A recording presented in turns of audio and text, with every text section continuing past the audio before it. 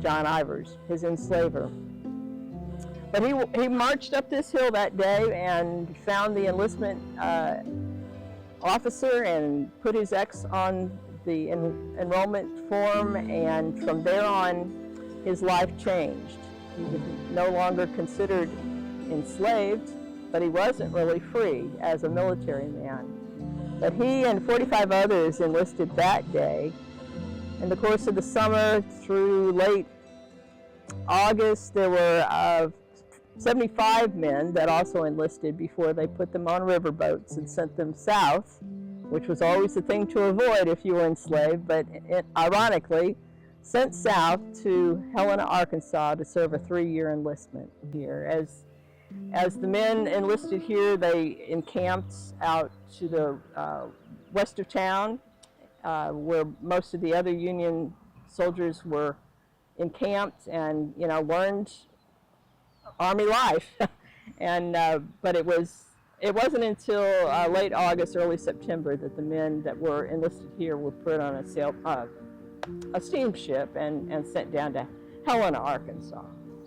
He's not a young man, and he's worked all of for his more recent enslavement for this John Ivers, who first was a plasterer and then became a partner in the steam mill and in this commodity warehouse.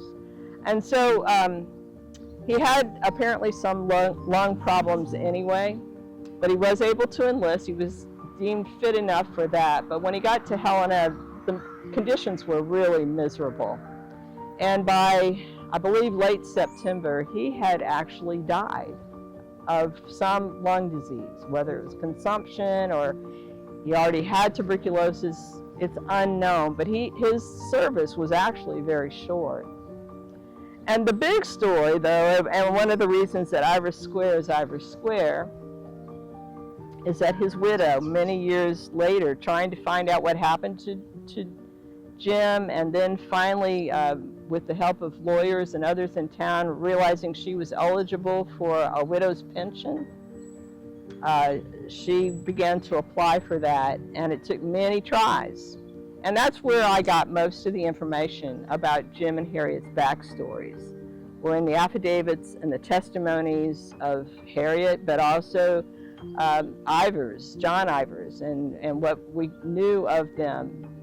Her former enslaver, Margaret McLean, also came forward. So when you fill in the backstories based on the testimonies, Harriet finally did get a prorated pension and had a pile of money, which made her vulnerable too. But she bought property. One of the first black property owners, a woman black property owner in Cape Girardeau. So it's a neat story, and I have been able to trace descendants, to the present age.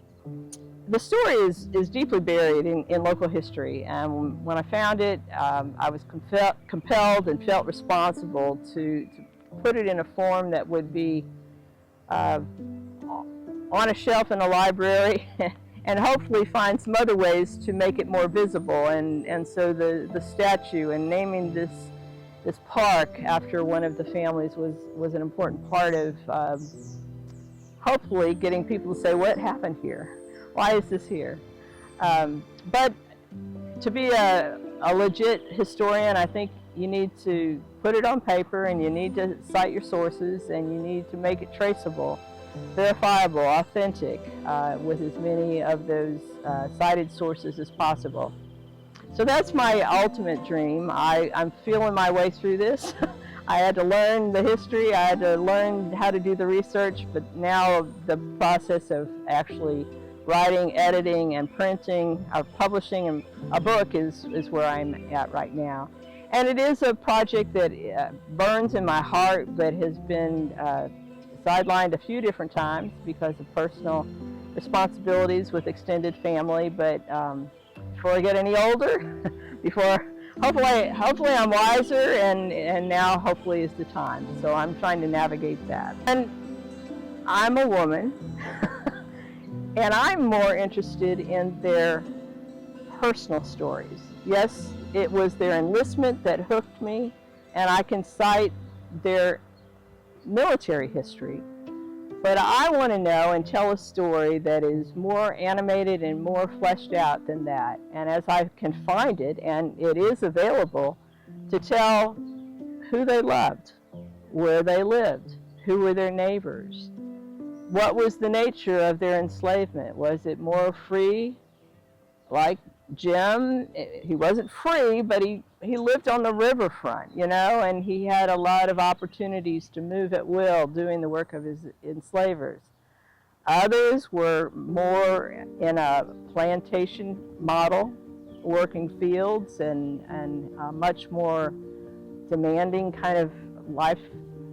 And they range from Perry County to Scott County, St. John County, and so this is truly a regional story, a neighborhood story, and as I can find, and as is revealed many times in their pension records, as they came forward to give affidavits for one another, that's where those neighborhood stories come out.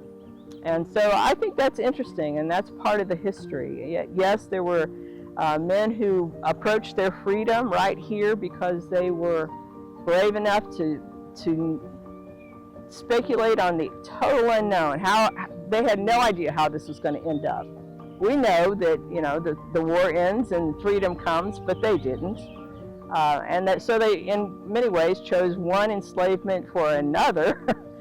Military life is certainly not free, and they certainly took a lot of personal risk, health risks, and physical risks of injury and battles, and who knew what was ahead, but they chose that. I know my Virginia ancestors were enslavers, and that never settled very comfortably on my soul. It was difficult. I went to a lecture, and one of the Virginia Historical Society members admonished a room full of white, gray-haired genealogists. If you find that you have enslavement in your family history, don't hide it. Do your best to find their names and include that in your family history. So that was my mission. And I decided that through the resources at the National Archives, I could probably do that. I was working through Freedmen Bureau records for Caroline County, Virginia, for weeks on end, going through microfilm and trying to search for my family name.